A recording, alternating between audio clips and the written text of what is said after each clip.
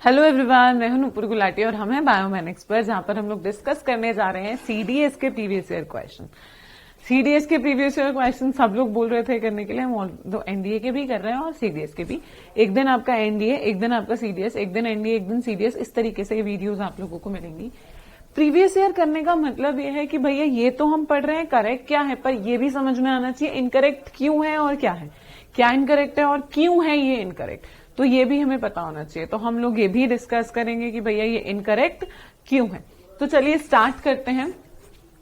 आप लोगों के पास में फिर भी कोई डाउट होता है तो ये फोन नंबर है, फेसबुक, इंस्टाग्राम, टेलीग्राम पे आपको सारे नोट्स मिल जाएंगे। इसकी पीडीएफ आपको मिलती जाएगी, जिस दिन क्लास होगी उस दिन आपको इसकी पीडीएफ आपके टेलीग्राम चैनल पर मिल जाएगी। तो चलिए स्टार्ट करते हैं क्वेश्चन के साथ। सीडीएस 2020 का पार्ट 1 हम कंप्लीट कर चुके हैं, पार्ट 2 हम कंप्लीट कर चुके हैं। आज हम पार्ट 3 करने जा रहे हैं। पार्ट 3 में हमको पार्ट 3 के क्वेश्चंस हम करेंगे। थोड़े से क्वेश्चंस बीच बीच में ब्लर हैं। I just repeat the question, सारे क्वेश्चंस मैं बोल दूंगी आप लोगों को, सो दैट आप लोग को प्रॉब्लम नहीं होगी। तो चलिए स्टार्ट करते हैं। Chlorophyll in photosynthetic prokaryotic bacteria is associated with प्रकाश संश्लेषी प्रोकैरियोटिक बैक्टीरिया में क्लोरोफिल किससे संबंधित होता है? क्लोरोफिल कहाँ होता है? देखो, अगर मैं बात करूं प्लांट्स की तो क्लोरोफिल हमारे पास कहाँ रहता है? स्टोमेटा में, गार्ड सेल्स के अंदर क्लोरोफिल प्रेजेंट है, ठीक है, प्लास्टिड में, मतलब प्लांट सेल के अंदर। पर मैं बात कर रही हूँ प्रोकैरियोट्स की। प्रोकैरियोट्स जिसके पास प्रॉपर न्यूक्लियस नहीं है, मेम्ब्रेन बाउंड ऑर्गेनालीज नहीं है। प्रोकैरियोटिक कौन थे? प्रो मतलब पुराने, पहले के प्रो जो थे उनके पास क्या था? क्योंकि वो पुराने थे, उनके पास कोई भी मेम्ब्रेन बाउंड ऑर्गेनली प्रेजेंट नहीं थी। ऐसी कोई ऑर्गेनली प्रेजेंट नहीं थी जिसमें मेम्ब्रेन हो, जो मेम्ब्रेन से बंधी हो। तो मेम्ब्रेन बाउंड ऑर्गेनली इसके पास प्रेजेंट नहीं थी, तो एनीवेज इसके पास में प्लास्टिड नहीं होगा, क्योंकि उसके पास डबल मेम्ब्रेन होती है, तो वो नहीं पाया जाएगा। मतलब जिसके पास भी डबल मेम्ब्रेन थी वो कोई ऑर्गेनली प्रेजेंट नहीं थी। माइटोकॉन्ड्रिया नहीं होता, न्यूक्लियस नहीं होता, प्लास्टिड नहीं होता, ये सारी ऑर्गेनलीज प्रोकैरियोट्स में नहीं होती। तो अब इसमें से आंसर बताइए। तो फिर भाई अब क्लोरोफिल कहाँ प्रेजेंट होगा? प्लास्टिड में। प्लास्टिड तो है ही नहीं जी, कहाँ प्रेजेंट होगा? न्यूक्लियोइड्स में। न्यूक्लियोइड्स क्या होते हैं? जो जिसके पास मेम्ब्रेन नहीं होता। तो न्यूक्लियस में तो वैसे भी ये प्रेजेंट नहीं हो सकता। क्रोमोसोम में, क्रोमोसोम्स जो होते हैं वो जेनेटिक मटेरियल कंटेन करते हैं, उस पर क्लोरोफिल नहीं हो सकता। तो इसका करेक्ट आंसर क्या हुआ? इसका करेक्ट आंसर हुआ मेम्ब्रेनस वेसिकल्स। इसका करेक्ट आंसर हुआ झिल्मे पुटिकाओं से ये कनेक्टेड होता है। Next, which one of the following organism is responsible for sleeping sickness? एक बीमारी होती है जिसको निर्दालु व्याधि बोलते हैं, जिसमें इंसान सोता रहता है। भाई इतनी नींद आएगी, आप 24 में से 18 से 20 घंटा सोओगे, सर उठा ही नहीं जाएगा, नींद से उठा ही नहीं जाएगा। क्यों नहीं उठा जाएगा? देखो, नींद क्यों आती है? सबसे पहली चीज बात करते हैं, नींद क्यों आती है? नींद इसलिए आती है क्योंकि हमारी बॉडी को खाना पीना क्या चाहिए? ऑक्सीजन चाहिए। मेरी आंख, नाक, कान को कभी भी भूख लगेगी तो इसको क्या देना है? इसको ऑक्सीजन देना है। आंख को भी ऑक्सीजन चाहिए, कान को भी ऑक्सीजन चाहिए, नाक को भी ऑक्सीजन चाहिए। अब जब ऑक्सीजन की कमी हो जाती है, आप लोग देखो, जब आप लोग टीवी देख रहे होते हो तब आप लोगों को नींद आती है। क्यों? क्योंकि सबसे ज्यादा ऑक्सीजन जो लेती है वो हमारी आंख लेती है। जब हमारे पास ऑक्सीजन की कमी हो जाती है तो हमारी आईज क्या करती है? आईज, ब्रेन बोलता है देख भाई मैं तो रुक नहीं सकता, दिल बोलता है मैं तो रुक नहीं सकता, तो दिल और दिमाग तो रुकेंगे नहीं। तो रुकना किसे पड़ेगा? रुकना पड़ेगा आंख को, ताकि आंख बंद होगी तो सारे बॉडी से ब्रेन का जो कनेक्शन होता है वो पॉज हो जाएगा। जिसकी वजह से कनेक्शन पॉज होने की वजह से क्या होगा? कनेक्शन पॉज होने की वजह से हमारा कनेक्शन पॉज होने की वजह से हम लोगों की बॉडी के अंदर जितना भी वो रहेगा, कनेक्शन पॉज होने की वजह से जितना भी ऑक्सीजन रहेगा वो ब्रेन या हार्ट को चला जाएगा। तो चलिए नेक्स्ट बात करते हैं। इसका करेक्ट आंसर इज, तो भाई अब स्लीपिंग सिकनेस हो रहा है, भाई बार बार हम सोए जा रहे हैं, मतलब बॉडी में ऑक्सीजन की कमी हो रही है। तो कोई और बैक्टीरिया, कोई भी चीज, कोई पैथोजन बाहर से आएगा जो सारी ऑक्सीजन खा जाएगा। वो ऑक्सीजन कौन खाता है? हमारा ट्राइपैनोसोमा स्मॉल इंटेस्टाइन में आकर के बैठ जाता है। जितनी ऑक्सीजन बॉडी में बन रही है सारी तो ये खा जाता है। अब सारी की सारी ये खा जाएगा तो इसको क्या मिलेगा? कुछ भी नहीं मिलेगा। तो बॉडी को क्या होता है? ऑक्सीजन मिलती नहीं है तो बॉडी सोती रहती है कि भैया जितनी भी ऑक्सीजन बची है वो तो ब्रेन और हार्ट को देनी है, तो बॉडी का सिस्टम शट डाउन हो ताकि हम वहां पर दे सकें। ठीक है, तो इसका correct answer is trypanosoma. Next, which one of the following body part organ of human body does not have smooth muscle? सबसे पहले समझिए स्मूथ मसल होती क्या है। वो मसल जो वॉलंटरली एक्ट करती है, वो मांसपेशियां जो आपकी इच्छा अनुसार एक्ट करती है। मेरा मन कर रहा है हाथ उठाने का, मैंने उठा लिया, ये मांसपेशी इज वॉलंटरली, भैया मेरी इच्छा अनुसार कर रही है, ऐच्छिक काम कर रही है, इच्छा अनुसार काम कर रही है, तो इसको हम क्या बोलेंगे, क्योंकि इच्छा अनुसार काम कर रही है इसलिए क्या है, स्मूथ मसल। वो मसल सारी स्मूथ होती है जो इच्छा अनुसार काम करती है। तो इसमें से ऐसी कौन सी मसल है जो इच्छा अनुसार काम नहीं करती, जैसे ureters, iris of I, bronchi of lungs, biceps. Biceps बढ़ाना घटाना मेरी मर्जी होती है, ठीक है, मैं बढ़ाऊंगी, मैं उठा दूंगी, मैं इधर मोड़ लूंगी, तो ऑब्वियसली ये स्मूथ मसल्स है। ब्रोंकाई ऑफ लंग्स, जब मैं सांस ले रही हूं तो ब्रोंकाई फूल रहा है, छोड़ रही हूं तो बंद हो रहा है, मेरी मर्जी से काम कर रहा है, that is also a voluntarily action. Iris of eye, आंख को बंद कर दूंगी, किसी भी चीज की फंक्शनिंग को रोक सकती हूँ, आंख को खोलूंगी, काम कर सकती हूँ, मेरी इच्छा अनुसार है। यूरेटर्स, यूरिन फॉर्म हो रहा है, वो यूरेटर के थ्रू यूरिनरी ब्लैडर में जा रहा है, मैं उसे रोक नहीं सकती। यूरेटर को बोलूं नहीं भाई तूने अभी यूरिन नहीं उठाना, अभी मेरे आसपास वॉशरूम नहीं है, तो यूरिनरी ब्लैडर को नहीं देगा, क्योंकि अगर तूने ब्लैडर को दे दिया तो ब्लैडर ब्रेन को बार बार बोलता रहेगा इसे बाहर निकाल, इसे बाहर निकाल, तो तूने नहीं देना, मानेगा ही नहीं मेरी बात, सुनता ही नहीं है बिल्कुल। जो सुनता नहीं है वो क्या है, वो स्मूथ है ही नहीं। जो सुनते हैं वो बच्चे अच्छे होते हैं इसलिए उन्हें स्मूथ बोल देते हैं, ये सुनता ही नहीं है, बात ही नहीं मानता, जो आपकी बात नहीं सुन रहा है वो स्मूथ नहीं हो सकता। तो इसीलिए यूरेटर्स क्या हुए, इसका करेक्ट आंसर क्या हुआ, यूरेटर्स। यूरेटर्स स्मूथ मसल नहीं है, चिकनी पेशियां नहीं है, इसको चिकनी पेशी बोलते हैं, जिसको मूत्रवाहिनी बोलते हैं, ठीक है। तो इसका करेक्ट आंसर क्या हुआ, यूरेटर्स हुआ। चलिए next, which one of the following cell organelle is known as suicidal bag. किसको आत्मघाती थैली बोलते हैं। देखो बोलना तो हिंदी में आत्मघाती थैली चाहिए, पर ये लोग लिखकर भी क्या देते हैं, सुसाइडल बैग। एग्जाम में सुसाइडल बैग को हिंदी में सुसाइडल बैग ही लिख कर देंगे, देखो सुसाइड बैग के रूप में जाना जाता है, तो किसको सुसाइडल बैग कहते हैं। ये क्वेश्चन आप देख रहे हो, अभी मैंने जब सीरीज का मतलब एक और पार्ट 2 कराया था तब भी घुमा फिरा कर यही क्वेश्चन पूछा था, फिर से एक क्वेश्चन आ गया। जब हम एनडीए का मैंने क्वेश्चंस कराया था तब उसमें भी आप देखना, उसमें भी बहुत रिपीट हुआ है, सीडीएस के और पेपर में भी देखना, ये क्वेश्चन बहुत बार आया है। सेल से क्वेश्चन आ ही रहा है हर साल, तो सेल छोड़ करके नहीं जाना है, मतलब ये समझ में आ रहा है सेल इंपॉर्टेंट है। तो लाइजोसोम क्या होता है, लाइजोसोम को हम बोलते हैं suicidal bag. Plastid, endoplasmic reticulum और माइटोकॉन्ड्रिया, माइटोकॉन्ड्रिया पावर हाउस होता है, एंडोप्लाज्मिक रेटिकुलम जिसे हम लोग अंतः द्रव्य जलिका भी बोलते हैं, अंतः प्रद्रव्य या अंतः द्रव्य जलिका। ये क्या होता है, बेसिकली लिपिड फॉर्मेशन करती है, लिपिड्स आर फैट्स। तीसरी चीज हो गई प्लास्टिड, प्लास्टिड क्लोरोफिल को बनाता है। तो ठीक है, इसका करेक्ट आंसर क्या हो गया, लाइजोसोम हो गया। Next, which one of the following is not found in animal cell. इसमें से क्या एनिमल सेल में यानी कि जंतु कोशिका में नहीं पाया जाता, इसमें से कौन सा कोशिकांग जंतु कोशिका में नहीं पाया जाता। तो कौन सा कोशिकांग जंतु कोशिका में नहीं पाया जाता, वो है राइबोसोम पाए जाते हैं। फ्री राइबोसोम, फ्री राइबोसोम मतलब जो इधर से उधर मूव कर रहे हैं, बिल्कुल खुले हैं, ऑब्वियसली राइबोसोम खुले हुए भी होते हैं और एंडोप्लाज्मिक रेटिकुलम के ऊपर बैठे हुए भी होते हैं। तो फ्री राइबोसोम एनिमल्स में भी होता है, प्लांट्स में भी होता है। माइटोकॉन्ड्रिया एनिमल्स में भी होता है, प्लांट्स में भी होता है। न्यूक्लियोलस एनिमल्स में भी होता है, प्लांट्स में भी होता है। तो correct answer is cell wall. Cell wall animal cell में नहीं पाया जाता, जबकि प्लांट सेल में ये पाया जाता है और सेल्यूलोज का बना हुआ होता है। एनिमल सेल में सेल वॉल की नीड नहीं होती। क्यों नहीं होती, एनिमल्स क्या है भाई, अभी ठंड लगेगी स्वेटर पहन लेंगे, जैकेट्स आ जाएंगी, गर्मी लगेगी एसी ऑन कर लेंगे। आपने कभी पेड़ पौधों को देखा है, पौधे को देखा है, भैया धूप सीधा मुझ पे आ रही है, चल भाग छाया में, चल भागते हैं, बिल्डिंग के नीचे जाके खड़े होते हैं, कभी नहीं। उस बेचारे को वहीं खड़ा होना पड़ता है, सर्दी हो, गर्मी हो, धूप हो, बरसात हो, वो वहीं खड़ा है। उसे चाहिए प्रोटेक्शन, प्रोटेक्शन के लिए वो एक वॉल क्रिएट कर लेता है, जो हमारे पास नहीं होती। ह्यूमंस के पास में सेल वॉल नहीं प्रेजेंट होती, एनिमल्स के पास नहीं होती। अब क्योंकि हम बायोलॉजी पढ़ रहे हैं, हो ही नहीं सकता एक्सेप्शन ना हो, तो भैया आ जाओ। कॉकरोच, इसके पास होती है, चिटिन से बनी हुई होती है। कॉकरोच और फंगस दोनों की ही सेल वॉल चिटिन से बनी है।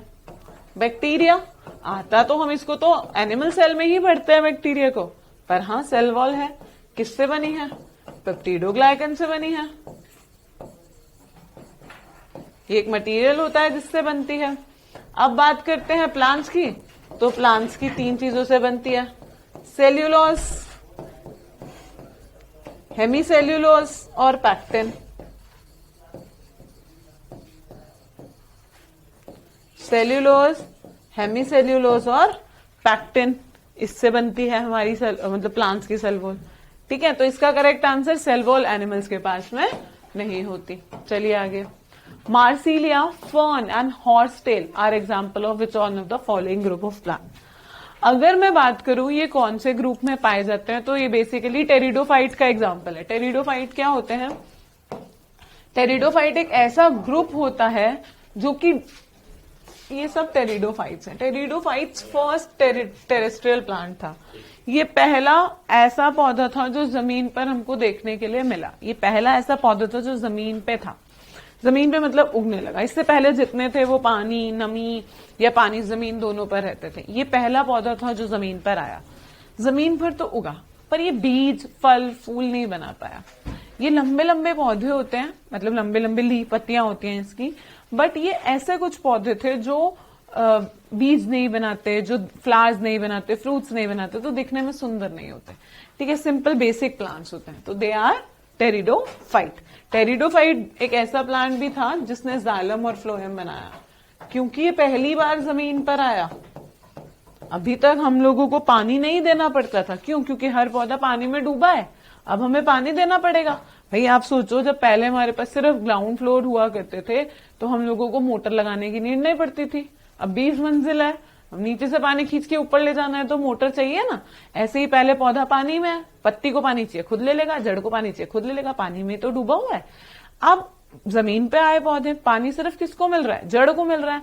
अब ऊपर वाली, सबसे ऊपर वाली पत्ती को पहुंचाना है तो लेकर पहुंचाना पड़ेगा। वो कौन लेकर जाता है? वो लेकर जाता है जाइलम। जाइलम को हिंदी में बोलते हैं दारू, पर फ्लोएम को चखना नहीं बोलते हैं, दैट इज हरिद्रा। दारू किसके साथ पीते हैं?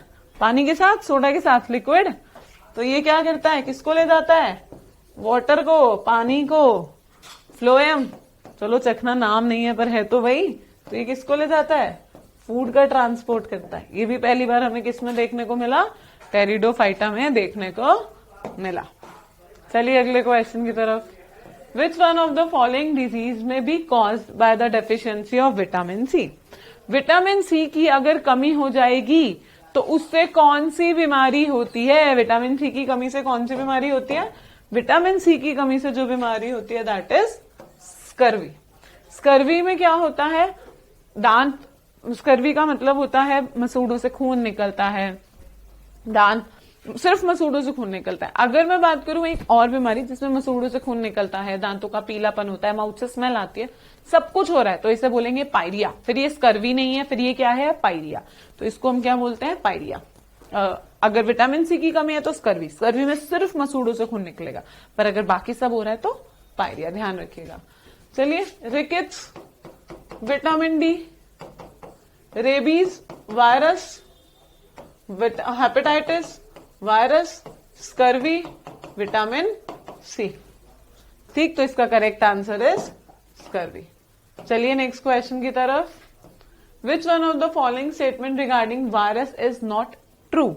वायरस के लिए, वायरस एक अजीब सा जीव है, नया जीव निकला है। बैक्टीरिया, फंगस, बैक्टीरिया हो गया, फंगस हो गया, इसके अलावा आपका एल्गा हो गया। ये सारे जब बीमारी फैलाते थे ना तो साथ में रहते थे कि भैया हम इंसानों को तंग करेंगे पर आपस में नहीं लड़ेंगे, आपस में एक दूसरे को नहीं मारेंगे, आपस में साथ रहेंगे, भाईचारा निभाएंगे। पर उसके ऊपर आ गया एक वायरस भाई सब हमारे। वायरस ने आकर के क्या किया? वायरस ने आकर बोला चलो मैं तुझे भी मारूंगा, तुझे भी मारूंगा, तुझे भी मारूंगा, मैं सबको मारूंगा। वो कौन है? वायरस है। वायरस अलग ही बहरूपिया है। तो वायरस बेसिकली क्या करता है? इसमें से कौन सी स्टेटमेंट वायरस के लिए करेक्ट नहीं है बताना है। Virus need living cell to reproduce. Virus एक ऐसा ऑर्गेनिज्म होता है जो अगर शरीर के बाहर है तो कोई काम नहीं कर रहा, अगर बॉडी के बाहर है तो कोई काम नहीं करेगा, अगर बॉडी के अंदर है तो ही वो काम कर रहा है, अगर बॉडी के बाहर रहेगा तो वो काम नहीं करेगा। इसको ह्यूमन बॉडी चाहिए काम करने के लिए। इसीलिए अगर हवा में वायरस घूम रहा है तो बेकार, वेस्ट। जैसे अभी कोविड आया सब कोविड में सबने देखा। कोविड में क्या हुआ भाई? वो वायरस हवा में तो नुकसान नहीं दे रहा, जैसे ही वो वायरस नोज में इनहेल किया हम लोगों ने, नोज में घुसा वो वायरस, क्या हुआ? उसने एक्टिव कर दिया अपने आप को और फाइनली ये बीमारी कॉज कर दी। तो इसको हमने क्या बोल दिया? इसको हमने बोल दिया कि भैया वायरस जो है that is inactive outside the host body but active inside the host body. आपके पास एक ये क्वेश्चन भी आया था, कौन सा ऐसा ऑर्गेनिज्म है जो बॉर्डर लाइन पे जिंदा है, वो भी वायरस ही है। चलिए एनीवेज इसे पढ़ते हैं। तो ये तो आंसर करेक्ट हो गया है ना, पहला वाला इसका एकदम करेक्ट हो गया। All viruses are parasite. Parasite क्या होता है? पैरासाइट क्या होता है? पैरासाइट का मतलब होता है वो जीव जो आपके ऊपर रहेगा, निरंतर आपसे खाना लेता रहेगा पर आपको मार नहीं डालेगा, क्योंकि अगर उसने आपको मार दिया तो बेचारे को खाना कहां से मिलेगा? आप तो उसके लिए सोने का अंडा देने वाली मुर्गी हो। पैरासाइट के लिए तो आप सोने का अंडा देने वाली मुर्गी हो, जैसे सर की जुएं हमको मारेंगी नहीं, सर में रहेंगी, है ना। तो वो बोलता है कि वायरसेस जो होते हैं वो ऑल वायरसेस आर पैरासाइट। क्या सारे वायरसेस पैरासाइट होते हैं? हाँ, क्योंकि हमारी बॉडी पर सर्वाइव करते हैं, हमारी बॉडी में ही खाना खाते हैं, हमारी बॉडी से ही सब कुछ लेते हैं, that is parasite. Viruses can synthesize their food through photosynthesis. अरे ये बात तो हमें समझ में ही आ गई, वायरस फोटोसिंथेसिस तो नहीं कर सकता, अपना खाना खुद तो नहीं बना सकता। अगर वो अपना खाना खुद बना लेता तो उसे हमारी जरूरत खत्म हो जाती। तो इसलिए जो आंसर करेक्ट नहीं है that is C, virus can synthesize their food through photosynthesis.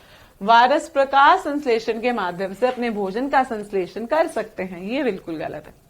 ठीक है, तो करेक्ट आंसर इसके अंदर क्या हुआ? सी।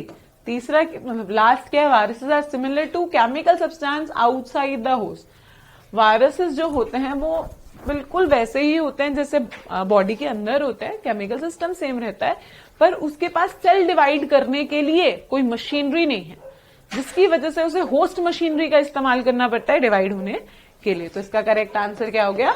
सी। तो चलिए नेक्स्ट क्वेश्चन की तरफ। Which one of the following is bacterium that cause disease in human body. अब देखो इसने क्या बोला, जितने भी लिखे हैं ना सारे भैया डिजीज करते होंगे कॉज, पर उसने एक शब्द का इस्तेमाल कर दिया। क्या शब्द का?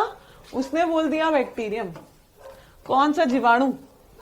वो कौन सा जीवाणु है जो बॉडी में बीमारी फैलाता है? जीवाणु का नाम बताना है, बैक्टीरिया का नाम बताना है। चलो, वेरिसिलिया जोस्टर वायरस है, ट्राइपैनोसोमा प्रोटोजोआ है, प्लाज्मोडियम प्रोटोजोआ है, साल्मोनेला टाइफी टाइफाइड फैलाती है, बैक्टीरिया है। तो इसका करेक्ट आंसर क्या हुआ? Salmonella typhi. वेरिसिला स्मॉल पॉक्स फैलाता है, ट्राइपैनोसोमा अभी हमने पढ़ा स्लीपिंग सिकनेस फैलाता है, प्लाज्मोडियम जो होता है हमारी बॉडी में, प्लाज्मोडियम के 4 टाइप्स होते हैं, चारों टाइप्स मलेरिया फैलाते हैं। The thyroid gland produces a hormone called as thyroxine.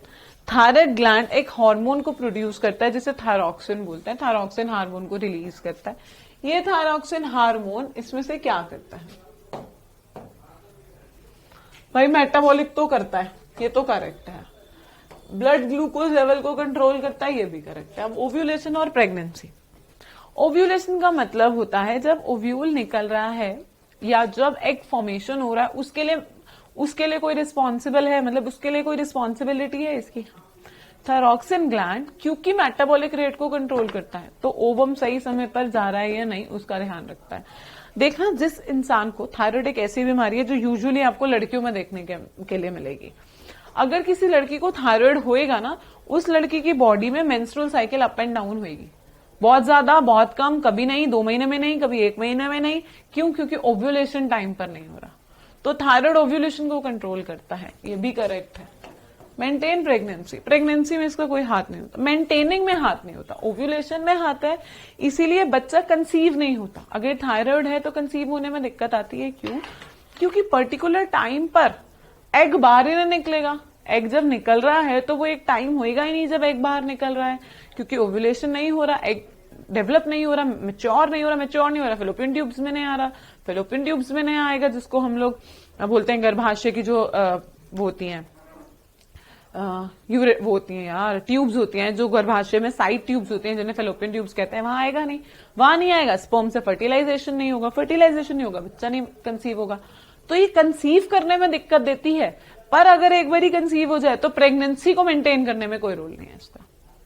ठीक है, ये बॉडी के मेटाबॉलिक रेट को कंट्रोल करती है जो प्रेगनेंसी पे डायरेक्ट और इनडायरेक्ट अफेक्ट डालता है, पर ये मेंटेनिंग ऑफ प्रेगनेंसी में कोई डायरेक्ट रोल नहीं देती है।